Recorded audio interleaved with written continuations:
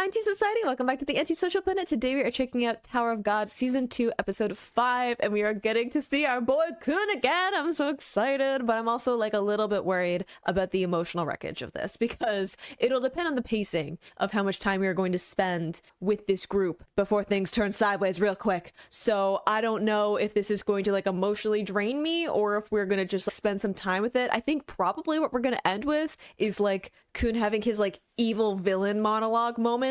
I remember it clearly with the one panel with the sky in the background behind. Yeah, that one. If I were going to guess, I would say that was probably around where we may end this, just to have a little bit of a buffer between what happened in the previous episodes and like the emotional weight of that before we get into the reveal of everything going down with Khun and his team. So we'll see. I'm just excited to get to see our boy again. In 3, 2, 1, go.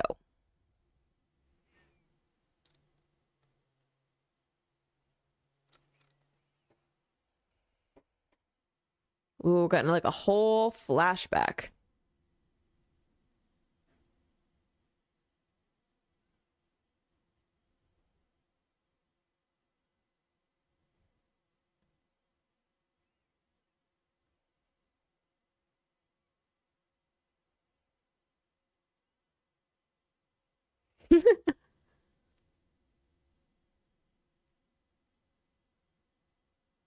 You were such a sweetie pie before.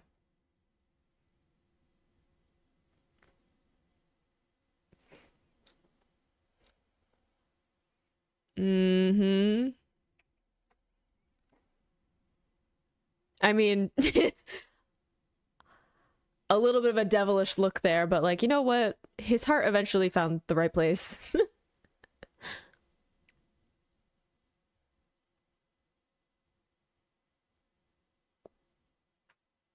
Yup. Go full villain mode. Do it.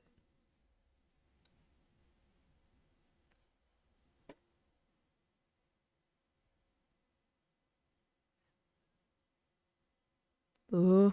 Rumors.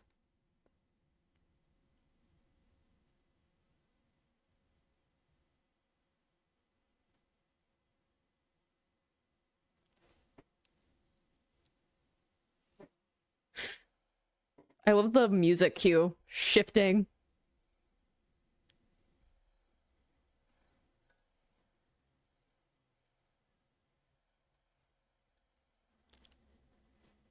Our boy!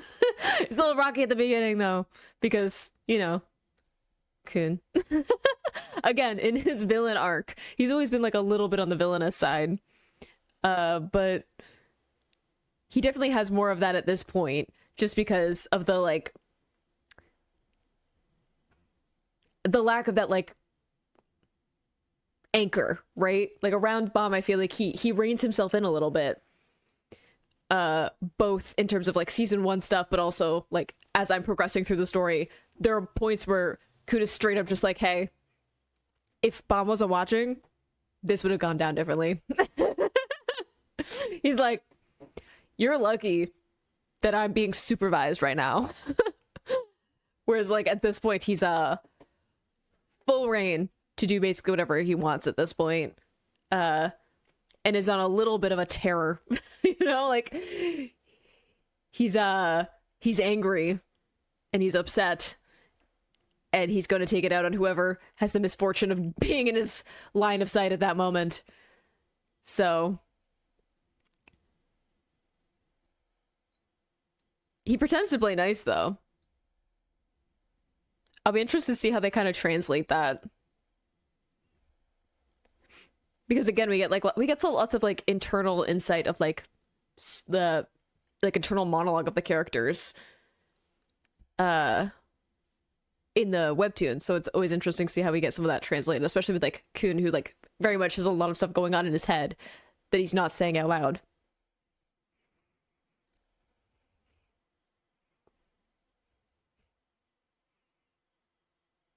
Oh, he's so confident at this point.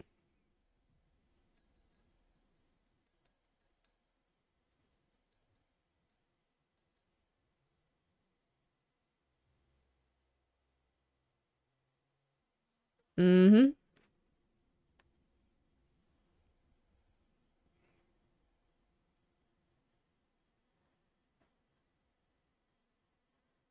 Always reading people and finding the patterns.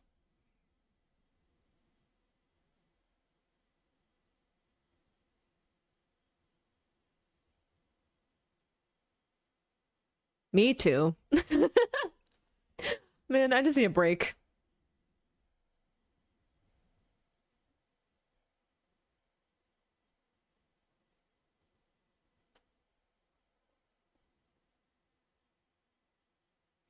I mean, he's got that like wealthy family money, doesn't he?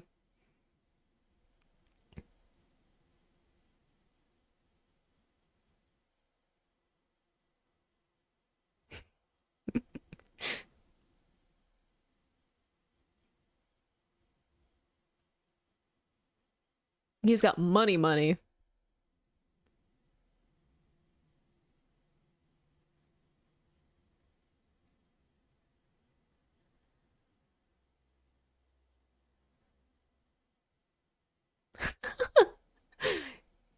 He really is like on the razor's edge of becoming a villain.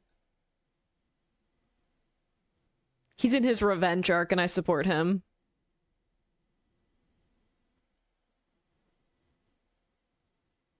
He did, didn't he? Why would he do that? Hmm? Yep. Always has a plan.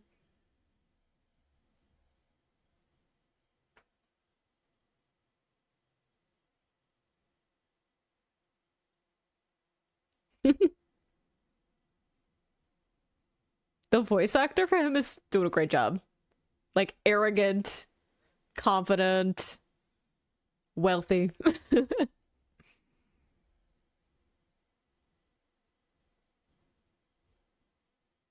Like there's almost this like bit of a bored undertone to his voice acting, which is also I feel like very in line with the character.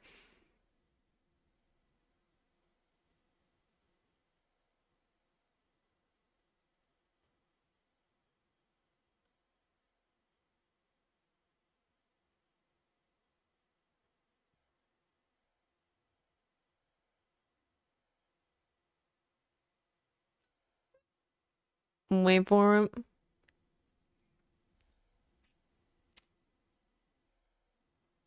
Be careful who you believe. He warned you.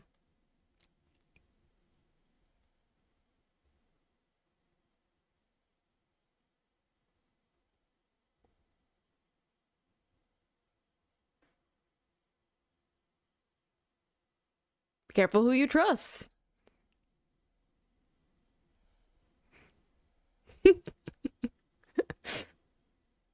Ugh, I love him. I'll miss him. I mean, the part that I'm reading in the webtoon, he's there, but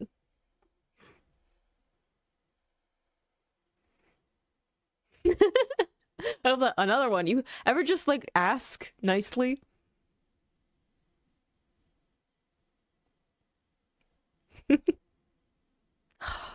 Sorry. I will contain my rage as best I can.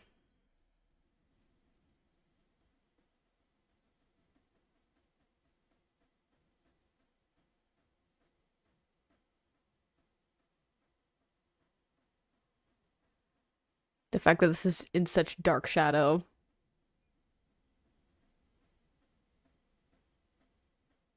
Oh,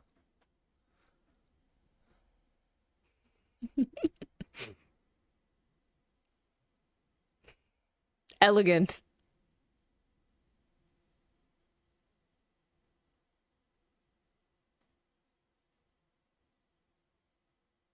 It could use a little TLC.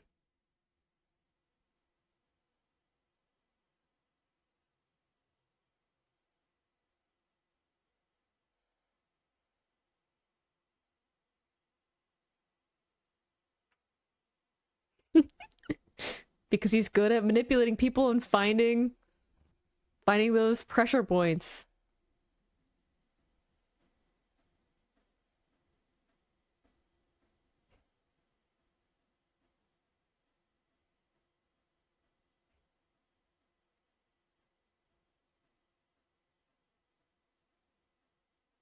I love that like again, Dutch angle, but like opposite ends from each other, like setting them up as having like a little bit of butting heads at this point.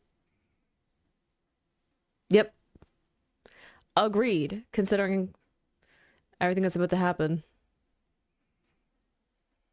Revenge.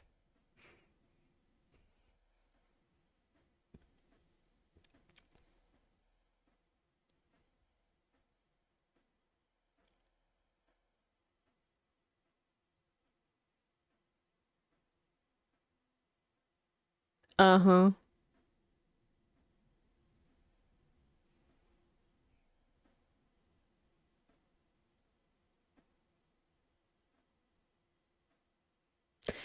Yeah. He does have a thing about knives.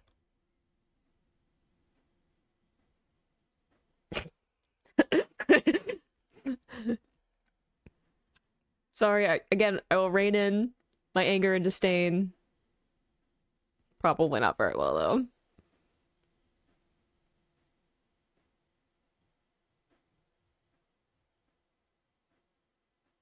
I mean, I feel like it says a lot that she has like yellow eyes and they have like the slitted pupils. Like she has like snake eyes.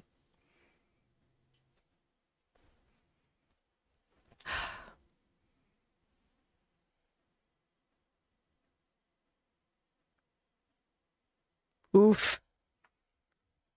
With the like knife in his hand, girl, you're trusting. And he is reining in the emotions there. Sorry, little Seal was like, oh, Seal.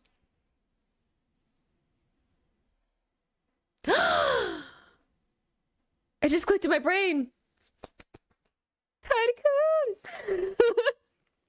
And the rest. Oh, I remember you.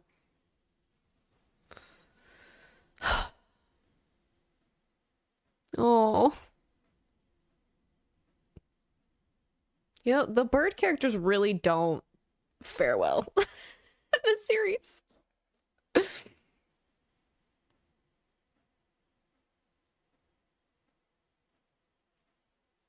Yes,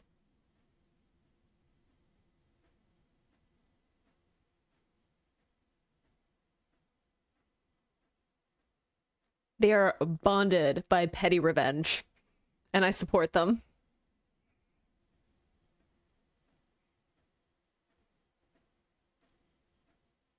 I mean, Anak is also fueled by revenge, but slightly different.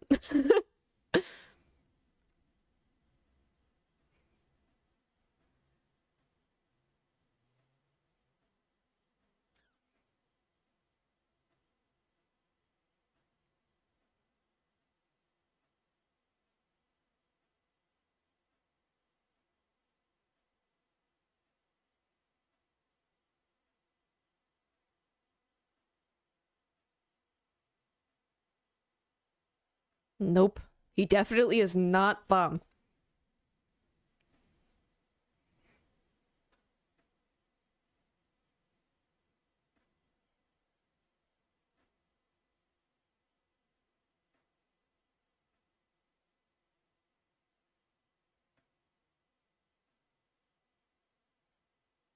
Yeah, because you're a no good, dirty liar.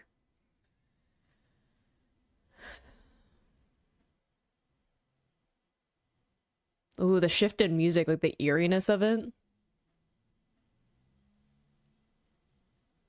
What a leech. Sorry, sorry, not sorry, but like, I gotta rein it in.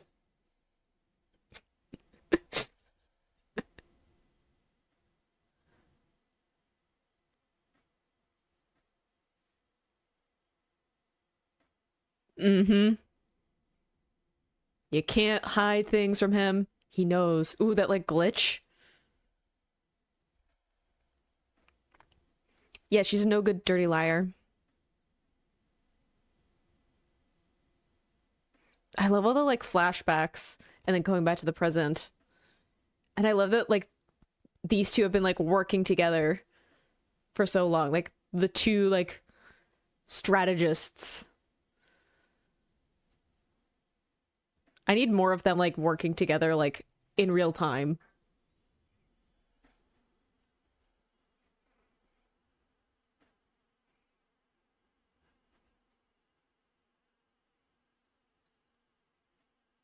Yep.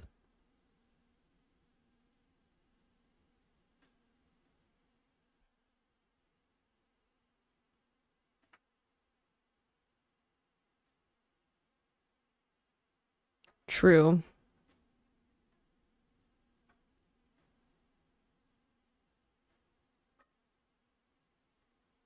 Which is cute.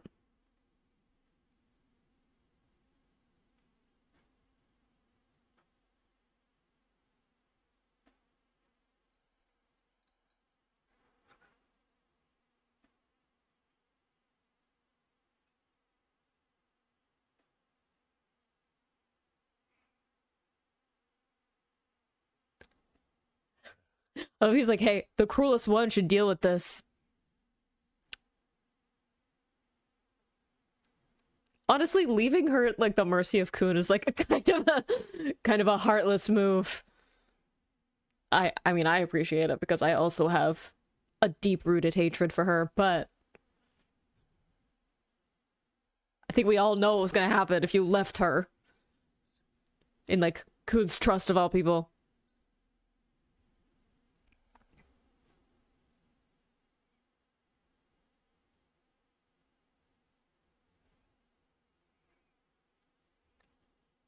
I mean, you are sweating a little bit.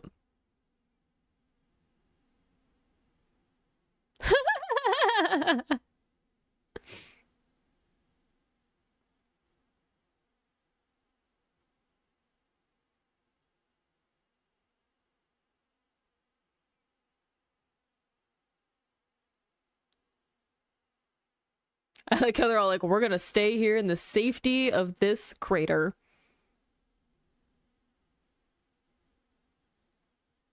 I mean, Ron doesn't get along with anyone. To be fair.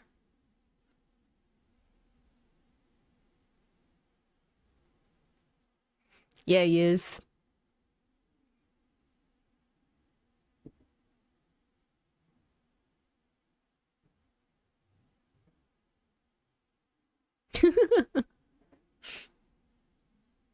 I mean, they're like basically friends. It's like friendship in the tower, right? It's like, hey, I'm gonna stick by you until I can beat you in a fight. That's how Rock and Bomb became friends.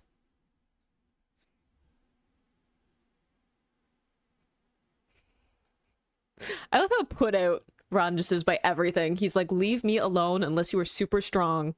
Otherwise, go away.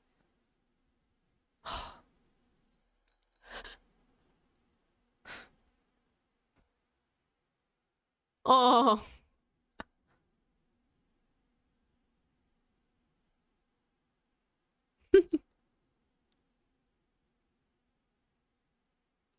but they're like almost a team.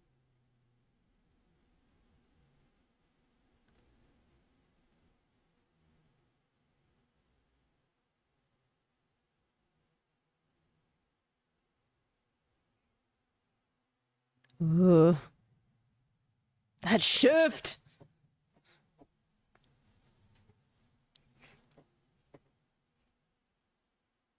I love this scene.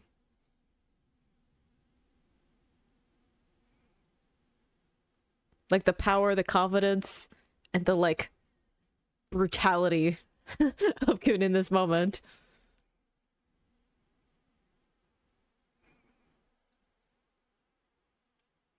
Ooh, okay, this is how we're getting some of the internal monologue.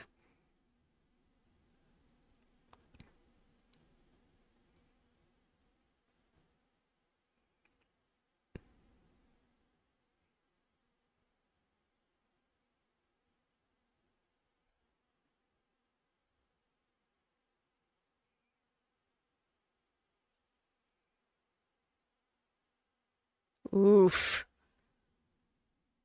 Oh, that's scary. I'm on his side though.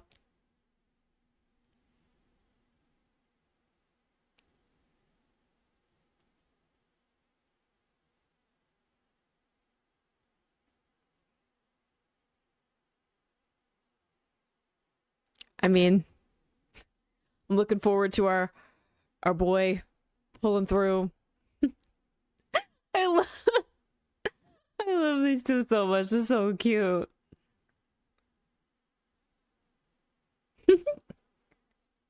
Teddy bear.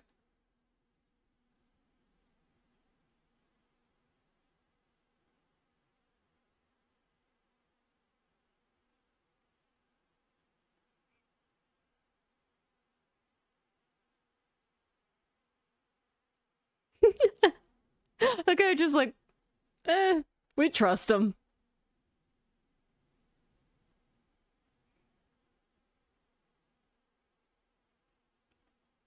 He's pretty chill, yes. Except for like the rumors, but we'll work that out.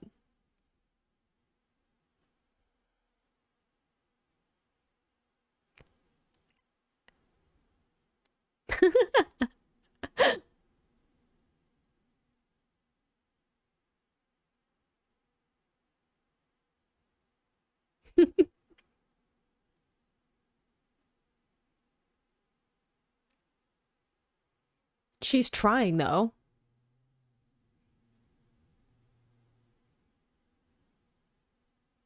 I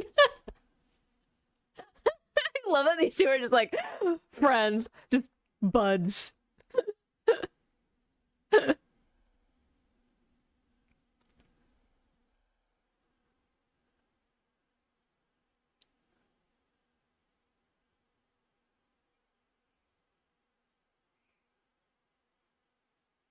I mean, you will, but it's not gonna be what you think.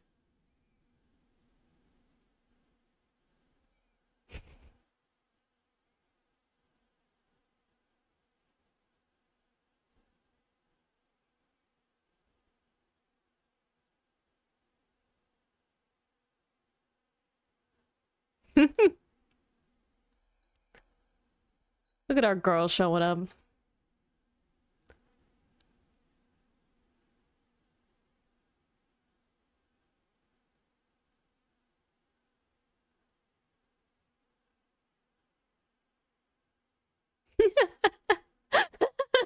I love the confidence of like, do you need me to say it a bunch of times so it sinks in? I think it's a t-shirt that like labels him, just in case you were wondering.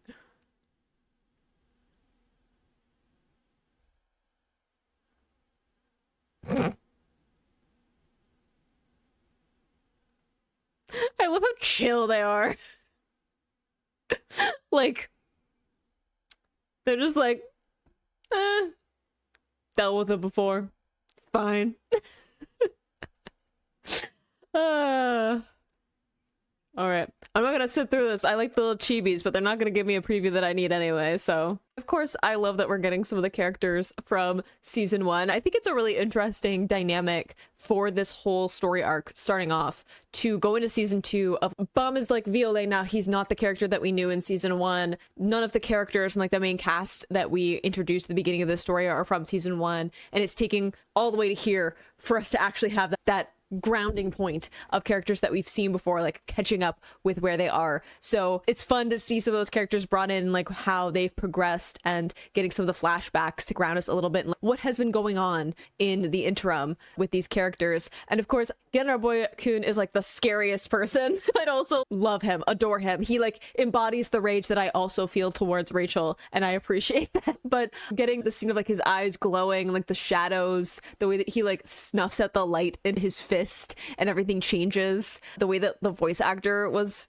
performing in this too, like I was saying, like kind of this arrogance and this like slight boredom in the way that he talks to other people until you get to moments where he's like talking about his plans for Rachel and you can see more of his like actual feelings coming out, that there's like a different bite to his words. So I think that the voice acting was really good for him in this, and the getting the internal monologue with the like scratchy words and this like glitching that was like continuing to get worse and worse throughout the different scenes of showing this like instability of him internally in contrast to this very like, collected collected, confident, in control exterior, which is definitely like who Khun is, right? This very curated external image, and then inside there's so much more going on. And I love seeing that there's like an instability to that, right? Because he's sad, he's angry, he's grieving, he's lonely, he's enraged, he has like this need for vengeance. There are so many powerful emotions happening in him that are difficult for him to rein in a way that he can process properly, and it's all being like pushed down in order for him to have the right facade to go through with his plan. I love the way that they put that all together. It's one of my favorite scenes in the early parts of these stories. I can remember it like so vividly, like entire panels that they just like redid here in the anime, which I really love. And I like that it had some of that like power behind it of Khun's scary. Like Khun's a scary guy, and like I was saying, one of the only reasons that we see him rein in a little bit is because he has people around him that rein him in, and we are seeing him without that anchor, without supervision, and without someone who he cares what they think about him, right? He thinks that Mom is dead, and because of that he's no reins. I don't have anything to keep me where I'm at. There's nobody to supervise me, and that means I get to do whatever I want. So it's gonna be a ride as we go back through this story and get to see some of the other stuff that the characters are doing at this point. But I'm glad that at least that scene had some of the punch that it had in the webtoon as well. But I hope you enjoyed watching that along with me. You can click this playlist to go to my previous reactions, or you can subscribe to me next time I post a Tower of God reaction. I will see you in the next video. Bye.